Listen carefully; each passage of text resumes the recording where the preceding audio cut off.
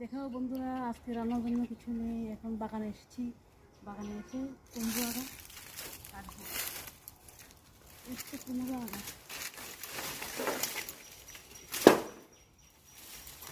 পাতাগুলো দিয়ে, এই কুচি কুচি পাতাগুলো দিয়ে আমি পাতা করবো আজকে।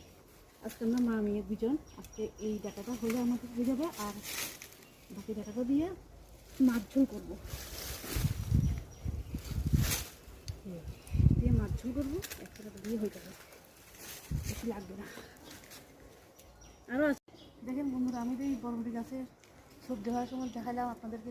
এখন এখন বরবটি ধরছে, ওই দিকে বরবটি কিছু দিন আগেও নিয়েছি, নিয়ে ভাজি খেলাম। এদিকে দেখেন কুমড়ো গাছ,